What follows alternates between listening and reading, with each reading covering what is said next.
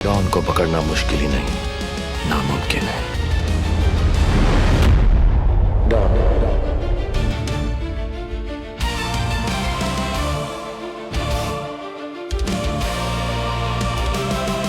ডন 3 সিনেমায় অভিনয় করে নিয়ে মুখ খুললেন ঋত্বিক রোশন।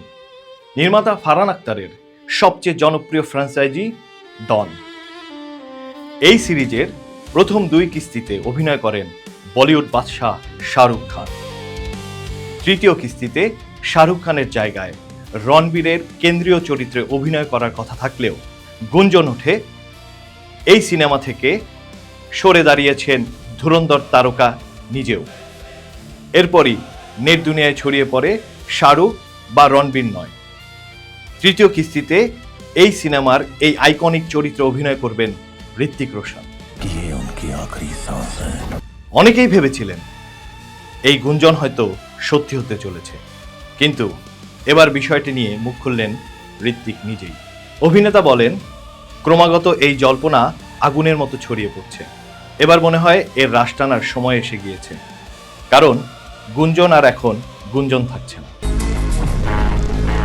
এটা রীতিমতো নানা বিতর্কের জন্ম দিচ্ছে, যা দিনের পর দিন সহ্য করা মুশকিল হয়ে দাঁড়িয়েছে। ঋত্বিক নিজে বলেন, চারিদিকে গুঞ্জন আমি নাকি ডন 3 সিনেমায় অভিনয় করছি। सर बहुत शरीफ सा लगता है। এখন পর্যন্ত এই সিনেমার কোনো প্রস্তাবই তার কাছে আসেনি জানিয়ে ঋত্বিক বলেন, আমি একটা কথাই বলতে চাই, অমিতাভ বচ্চন এবং শাহরুখ খানের রেখে যাওয়া জুতোয় আমি পা গলাচ্ছি না। তার থেকে বড় কথা, এখন পর্যন্ত আমার কাছে এই সিনেমার কোনো প্রস্তাবই আসেনি।